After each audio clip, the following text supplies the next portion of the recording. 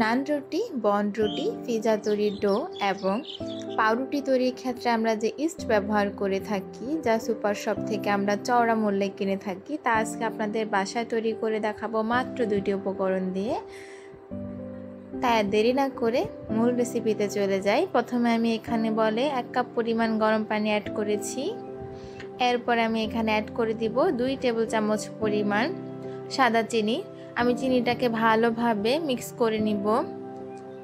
চিনিটা ততক্ষণ মিক্স করবেন যতক্ষণ না চিনিটা গলে গিয়ে পুরো পানিতে পরিণত হবে।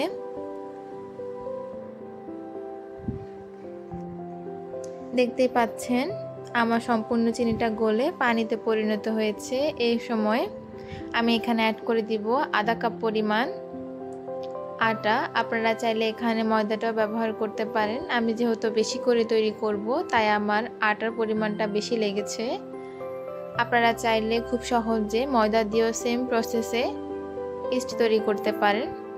আমি অল্প অল্প করে মিক্স করে ভালোভাবে মিক্স করে নিব। মিশ্রণটাকে বেশি ঘন করতে যাবেন না।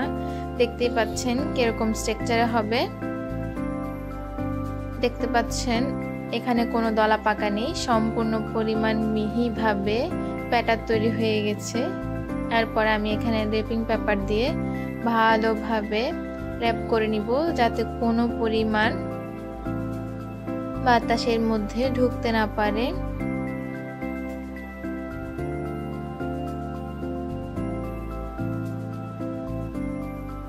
আমি এখানে ডাবল শেড করে র্যাপ করে নিব।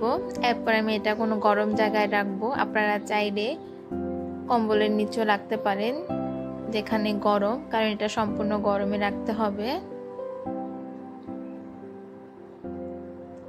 ঠান্ডা হলে হবে না, গরম হলে ইস্টটা সম্পূর্ণরূপে অ্যাক্টিভেট হবে।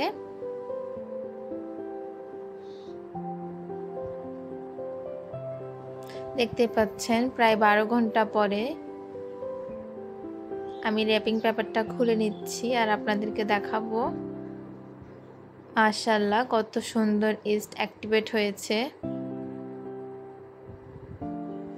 এর পরবর্তী রেসিপিতে আমি আপনাদেরকে দেখিয়ে দিব সেম ইস্ট দিয়ে কিভাবে আমি পাউরুটি বা বন রুটি তৈরি করেছি। দেখতে পাচ্ছেন একটা স্টেতে পলি দিয়ে তার উপরে আমি ইস্টগুলোকে একটু একটু করে, আপনারা চাইলে পুরোটুকু মিক্স করে নিতে পারেন। আমি শুকানোর সুবিধার্থে পাতলা পাতলা করে দিয়ে দিচ্ছি, যাতে 2-3 দিনের মধ্যে ইস্টটা ভালোভাবে শুকিয়ে যায়।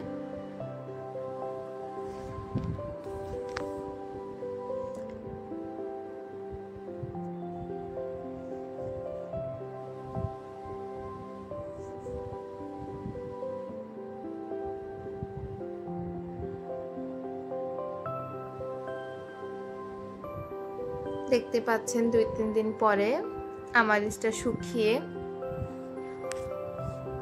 কেমন স্ট্রাকচার দিয়েছে।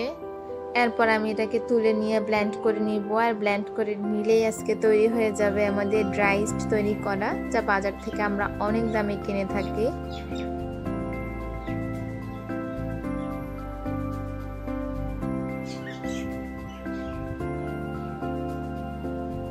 দেখতে পাচ্ছেন মাশাআল্লাহ বাজারের মতো তৈরি হয়ে গেল ড্রাই ইস্ট মাত্র 2টি উপকরণ দিয়ে।